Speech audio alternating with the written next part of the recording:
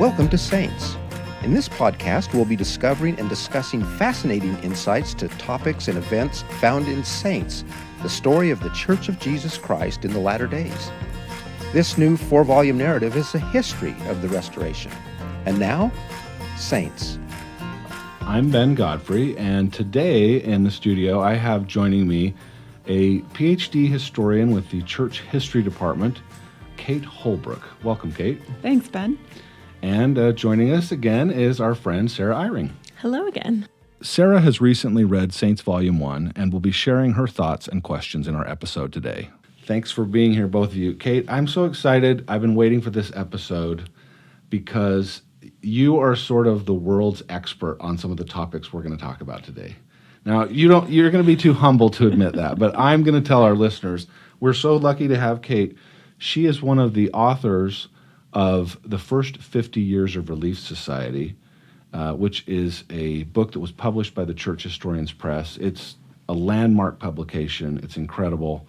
And it's actually available online if you're interested, churchhistorianspress.org. You can read the whole thing. We're lucky on this podcast to have Kate with us so that we can talk about some of these things today. So today we're going to talk about chapter 37, We Will Prove Them. I thought to start off, maybe we just listen to a quote right out of the gate here about plural marriage as it's happening in Nauvoo. Like Joseph, the apostles at first resisted the new principle. Brigham felt such agony over the decision to marry another wife that he longed for an early grave. Heber Kimball, John Taylor, and Wilford Woodruff wanted to delay obedience as long as possible. Following the Lord's command, Joseph had also been sealed to other women since his marriage to Louisa Beaman. When teaching a woman about plural marriage, he would instruct her to seek her own spiritual confirmation that being sealed to him was right. Not every woman accepted his invitation, but several did. That's a really good introduction to what was going on in church history at this point regarding plural marriage. People were finding out more about it. More members of the 12, Joseph was asking them to participate in this practice. He had taken on a number of plural wives, but it was still very quiet. People weren't talking about it openly. We know that Emma knew about some wives. We don't know how much she knew about what was going on. Another thing that this quotation really pulls out is how hard it was. It was hard for Joseph Smith initially to accept, and then as he would explain this to other people, it was really difficult for them. Culturally, this seemed foreign and it seemed wrong to them. And so they really had to have their own spiritual witnesses before they could accept it. And even after the spiritual witness, they dragged their feet before practicing. We learn in this chapter about a woman by the name of Mary Lightner. Her story is really quite fascinating. Can you tell us a little bit about who Mary Lightner is, what's her situation, and how does she react to Joseph's proposal of being sealed? Mary Lightner's story is really important for helping us to understand a little bit more deeply what plural marriage was about, that it wasn't just a chance to be married to more than one woman, and that marriage might mean different things. So Mary was married to a man named Adam, and she loved him, and they were fully married, building a life together. But Adam didn't want to join the church. And the saints' understanding at the time was that you could not achieve full salvation after this life unless you were sealed to another person in marriage for eternity. So Joseph Smith approached, and a lot of people wanted to be sealed, men and women actually, to Joseph Smith because he was the prophet, he was the leader. Clearly he was a good person to hitch your wagon to in this sense of salvation. And so Joseph Smith approached Mary and he said, "Would you like to be sealed to me for eternity?" But it wouldn't be a marriage for time. It would just be after this life. And she didn't like that idea. And she implored her husband Adam again, "Would you pray? Would you consider the church?" And he said, "Mary, I'm fine with your being a member of this church, but it doesn't strike me as true, and I'm not going to join." She tells Joseph Smith, even with Adam's resistance, I still can't do this unless I've had a witness from God. I can't rely on your word alone for this. And she prays to see an angel. And an angel appears to her one night she's staying at her aunt's house, and in the middle of the night, this angel with a very bright face puts, I don't know whether it was a male angel or a female angel, puts its face right in front of her. And that sounds a little scary. It was very scary for her. She threw the covers over her head and the angel went away. And so she still didn't count that as a witness, although she'd seen an angel. But within a few days, she had another spiritual witness, and she decided, this actually is, God has revealed to me, this actually is what he wants me to do. So a sealing for eternity was performed between Joseph Smith and Mary Leitner. Why Mary Leitner in this story? Even in the quote we started the podcast off with today, it mentions Joseph had been sealed to others. Why did the authors and the writers, the historians that collaborated on this project, why choose Mary instead of someone else? It's startling to a lot of people that Mary was married, and Mary was not the only woman who was married to whom Joseph was sealed, but that feels counterintuitive. At the same time, it helps enrich our understanding of what these symbols symbolized. They were about creating an eternal, broad, spiritual connection between people. They were about uniting people to the family of God. So this wasn't just about, setting up house and having children here on earth. This was really about the eternities and binding people together in enduring relationships that would bring them spiritual salvation. It's a fascinating story, and I, for one, I'm on Mary's side. I'm going to throw the blanket over my head if an angel comes to my house. I would be probably terrified, but it's amazing that she does come to her answer and is in fact sealed to Joseph. At this same time in the story, the women in Nauvoo are busy, they are working hard, and they're about to do something that is pretty incredible. Can you tell us about the beginnings of what becomes Relief Society? And actually, maybe before, sorry, I don't want to Yes, interrupt that, please but I do. just had a thought on that previous topic. It's interesting to learn that Joseph asked these women to get spiritual confirmation of their own, because that reminds me of the way that church leaders today, of course, give us direction from Heavenly Father and speak for him, and for the Savior, but ask us to seek for our own confirmations as well, and to feel peaceful for ourselves about the things that we've been commanded to do. And I'm grateful for that sort of mirroring in this narrative, and see so much of that throughout the story of things that, are totally relatable to today's living. And it means a lot to me, too, that's been from the very beginning, that receive your own testimony, receive your own witness has been part of our doctrine. Yeah. The women in Nauvoo are also very busy at this time. They're working hard. There's lots of construction going on, building homes and farms, but they're also worried about people who are less fortunate, perhaps, than themselves. Can you tell us a little bit about a woman by the name of Margaret Cook? Saints introduces this new organization we're about to meet through the idea of Margaret Cook. And that's actually a thrill to me, because we often have, in our history books, have just called her a seamstress instead of naming her and acknowledging that this was her idea. So I love that narrative choice to really emphasize her. Margaret Cook was working as a seamstress to Sarah Kimball, who was a more well-to-do married woman in Nauvoo.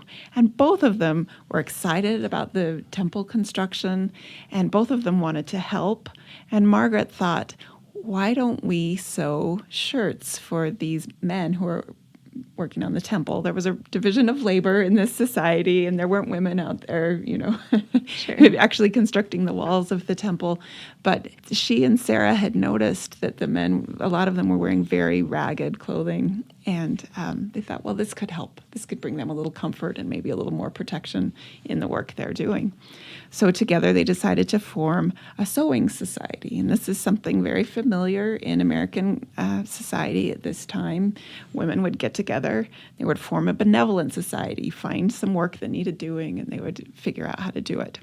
Sarah and Margaret asked Eliza R. Snow, who was a woman of letters, good with words, whether she would write up a constitution for this new organization. And Eliza R. Snow did. They had a little planning meeting, and then they took their constitution to Joseph Smith. Let's listen to a little quote here from the book about the Constitution that was penned by Eliza R. Snow. Joseph said it was the best constitution of its kind. But this is not what you want, he said. Tell the sisters their offering is accepted of the Lord, and he has something better for them. He asked the society to meet with him in a few days at his store. I will organize the women under the priesthood after the pattern of the priesthood, Joseph said. I now have the key by which I can do it. You know, Ben, every time we tell this story, people tend to say they took the Constitution to him, they took the idea to him, and he said, I have something better in mind. This looks very nice, dear, but I have something better in mind. And I never liked that. I always thought, oh, that's so condescending. I just hated that detail. And when I told the story myself, I would leave that detail out. Until working on the first 50 years of Relief Society, I really started to understand how much he had something better to give them. The difference between a benevolent society that was secular, just people getting together to do a good deed, which is a good thing, and Joseph Smith organizing them after the pattern of the priesthood, making this a women's quorum, making this the organization through which women could really come into their own and find concrete, spiritual, authoritative ways to participate in the building of the kingdom. That difference means everything. And now I never leave that detail out when I tell this story. And isn't there a quote, Kate, about the church never being fully organized? You'll know the quote. Tell us about that. Yeah, that's people remembering that Joseph Smith said the church was never fully organized until the women were also organized. And everything, this part of, so they organized Relief Society. In case we haven't been clear about that, that's what this wonderful, started out as a sewing society, becomes Relief Society. But Relief Society was for caring for the poor. It was for saving souls. And part of that was that it was a temple preparation organization. It was to prepare women, just as the School of the Prophets was helping to prepare men to receive the full endowment, not the early version of the endowment that was in Kirtland, but the full endowment. And it's so important that that was for women as well as men. For its time, that was really different than what you were seeing in other religious organizations in the world and in the United States. Let's listen to another little quote here from the book about this organization and Emma's role. Joseph read the revelation he had received for Emma in 1830 and noted that she had been ordained or set apart at that time to expound scriptures and teach the women of the church.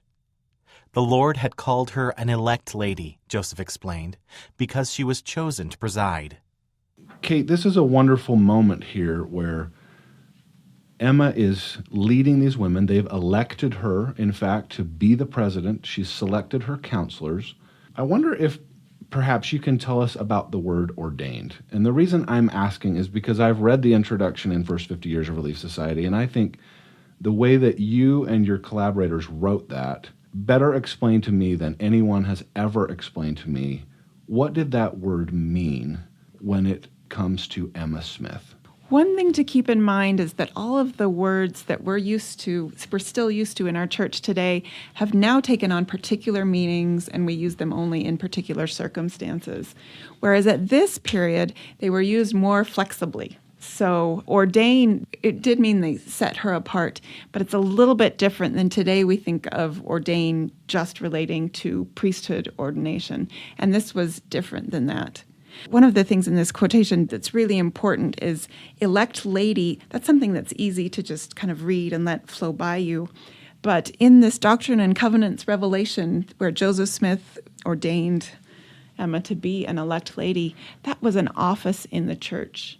And the significance of that is that while they're continuing to figure out what offices look like for men in the church, there were also offices for women. There were also specific roles that women were to fill in the hierarchy. So that really matters. Elect lady doesn't just mean that people voted for her. It was the name of an office that she held in the church. And it's also important here, she was chosen to preside. In the Nauvoo Relief Society minutes, which are also available in the First 50 Years of Relief Society. They use on this day of the meeting, Joseph Smith uses the word preside very often for Emma and for her counselors as they're establishing a new Relief Society presidency for this new organization. Their word was law in this organization. They were the bosses. They were the decision makers. They were in charge. This was their stewardship. So how did that sort of presiding and even ordination change over time? Has it changed since Emma was first put in place? We came to use the word ordain, as I mentioned, in different ways. So now when we have a Relief Society general president on the general level or a local Relief Society president, we no longer say that we ordain them. Now we say set apart. And I think the word preside is something we're still figuring out. At times, when Belle Spafford in the 1950s was Relief Society general president, she was overseeing the Relief Society magazine. She was overseeing a foster care program. She was overseeing an adoption program for the church. She was overseeing LDS social services. Wow. So it was easy to see how she was presiding. And today, I think we're still, especially right now, is an exciting time in seeing how the first presidency has just in the last few months restructured what things look like on the ward level and what responsibilities look like on the ward level. And they spell out what the bishop is in charge of. And then I'm thinking of a chart that is on LDS.org. I've seen it, yep. They have the Relief Society presidency and the Elders Quorum presidency, these two circles. And then under them, these different things that that they preside over, that they're in charge over, including the new ministering program. Interesting. So it's an important thing to be watching right Definitely. now, Sarah. Yeah. I'm glad you brought up the recent changes because the Relief Society president's role was re-emphasized with the recent changes and the changes to the way ward councils function and even the meetings that are now required for Relief Society presidents, Elders Quorum presidents, and the bishop. Not their counselors, just those three are to meet to discuss the ministering program of the church. I think it's fascinating to see how these roles develop, change, and in this case, for me, it feels like a re-emphasis of the importance of the Relief Society president in the ward. It looks like that to me too, Ben, and it looks like we're getting closer to that original vision that Joseph Smith articulated when he founded Relief Society. So in Saints, we learned that Joseph Smith was meeting frequently with the Relief Society in the spring, and I want to know a little bit more about that. Where do we get those sources, and what were they talking about? It sounds boring to say read some minutes, but they're really not boring. Online on the josephsmithpapers.org or on the online version of First 50 Years of Relief Society or on the page, if you own the hard copy of that book, we have those Nauvoo Relief Society minutes in full. Wow. And Eliza R. Snow was the one who kept most of the minutes. And if you go online, you can see her handwriting and you can see a typescript, which is easier to read. But you can read this for yourself. There were 6 meetings that he attended, and he would listen and he would also preach. And the vision he had and the things he preached are really inspiring. I think sometimes we think of Relief Society as just a thing that's optional, that we go or we don't go. We don't really have the vision of what membership in that organization can mean, what it can do to us as spiritual beings, and how it can fill us and help us to really make the world a better place. And when you read some of the things that he prophesied about Relief Society and instructed to Relief Society, it really, I'm thinking It's inspiring. It is. A woman yesterday told me that she had given up attending Relief Society, and then she read those minutes and she wept as she told me this story. It just changed everything for her, and she went back to Relief Society. Now she's doing all of these Wow. good deeds for refugees. It really, that's what the difference was between the Sewing Society and being organized after the pattern of the priesthood. And we mentioned, of course, that Joseph had something better for them, but we know that it was the Lord that had something better, right? That the organization was the Lord's doing, which is so cool. Right. That's a great way to say it. Another really significant thing about the founding of Relief Society can be seen in the quotation that we love, that we wrote down in the Nauvoo Minute Book, where Joseph Smith says, "I now turn the key to you by the power of God, and this society shall rejoice and knowledge and intelligence shall flow down from this time. I think there's so much in that sentence. One of the things is that it took a key to establish Relief Society, just like it took a key to establish priesthood, reestablish priesthood. Another thing is the first thing he says after that, turning the key to you, is you shall rejoice. And a lot of those 19th century women, especially Emmeline Wells, believed that it was that turning of the key and establishing of Relief Society that made it possible for the world to start to heal from the effects of the fall. So Emmeline Wells even thought that Seneca Falls, a key moment in the early suffrage movement for women, was made possible because Relief Society had been founded before that. Wow. This was a change. From now on, things will get better. And that saying, this society shall rejoice, right after the turning of the key, I think hints at that. And then I love the knowledge and intelligence shall flow down. The windows of heaven and the wisdom of heaven will be present among you, the members of this society. There is a fantastic topic about this, too. I'll just remind our listeners, you can always go to saints.lds.org to see those. And I happen to have seen there's a video associated with this one. It has Sharon Eubanks, who is the director of LDS Social Services. LDS Charities. LDS Charities, pardon me. And if you want to know what Relief Society has to do with her vision for how LDS Charities operate today, just check out that video, because she's incredible, and the work that they do is inspiring. Well, there's another piece of inspiration as we finish this chapter that's coming, and that is something that we now know as the endowment. We've had the endowment of power in Kirtland in our previous episodes. We've talked about that. But this is something new that Joseph is introducing in Nauvoo in this chapter. Let's listen to a little quote here that will help our listeners understand. The saints, and specifically the men in Nauvoo, had been participating in a Masonic lodge or Freemasonry, and often I've heard critics of the church talk about, well, Freemasonry and the temple are sort of related. Let's listen to this quote and then talk a little bit about the temple endowment as introduced in Nauvoo. As they left the store that day, the men were in awe of the truths they had learned from the endowment. Some aspects of the ordinance reminded Heber Kimball of Masonic ceremonies. In Freemasonry meetings, men acted out an allegorical story about the architect of Solomon's temple. Masons learned gestures and words they pledged to keep secret, all of which symbolized that they were building a solid foundation and adding light and knowledge to it by degrees. Yet the endowment was a priesthood ordinance meant for men and women, and it taught sacred truths not contained in Masonry, which Heber was eager for others to learn.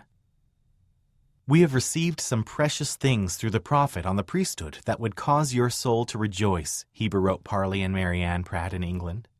I cannot give them to you on paper, for they are not to be written, so you must come and get them for yourself. It sort of blows your mind to think about what this experience would have been like. And some parts of it were familiar washings. We have in the scripture Jesus washing his disciples' feet shortly before he died. They had a sense of endowment, this endowment with godly power. And the men, most chapters of Masonry were only for men. Men were familiar a little bit with this notion that you perform a ceremony and that it's symbolic and that it takes you through progressive steps.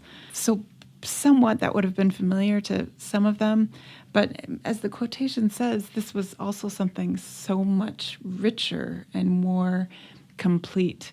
At the same time, it wasn't as formulaic as it is for people who attend the temple today, in the sense that they were still figuring it out as they went along. So I imagine a tremendous outpouring of spirit, people coming away from that moment feeling really fortified, feeling like they have a new understanding of God and their own potential, and a little bit of foreignness. Like, wow, this is something new. Yeah, a little bit of awe. Yeah. Kind of, and wonder of the things that they're being taught. This chapter, it ends in two pretty climactic moments. Think about your experience in the church, and now just take away Relief Society and take away the temple. Like, does that feel weird to you, Sarah? Yes, it really does. I can't even imagine the church without those two things. And here we are, we're nearing the end of Saints. We know what's going to happen, but these are momentous things that are happening here in Nauvoo at this time with our ancestors, our brothers and sisters in church history. Really, also both those things, Relief Society and the Temple, reinforce how important male-female cooperation and collaboration are. Elder Ballard has been talking about having councils with lots of different people on them since he first became an apostle in the 1990s. But really, the need for male-female collaboration is there, particularly from this time in Nauvoo. And like you said, the Endowment and Relief Society, in preparing people for the temple, is all about men and women coming together, that they participate, unlike perhaps some of these other organizations that were primarily men only. This is different. And often it seems that the Lord's plan is a little bit different for us. Well, thank you so much, Kate Holbrook, for being here with us today. Thank you, Sarah, and thank you, listeners, for joining us. You can always learn more about Saints at saints.lds.org, where you can see our latest videos, the chapters we've been discussing today, and you can refer to the topics, including the topics of the Female Relief Society of Nauvoo, as well as a new topic on Masonry. I invite you to read there if you're interested, and look forward to joining us next time on the Saints Podcast. I'm Ben Godfrey. Thank you for listening. Thanks for joining us today for Saints. Join us again for our next episode, where we'll once again discover fascinating insights of church history found in Saints, the story of the Church of Jesus Christ in the latter days.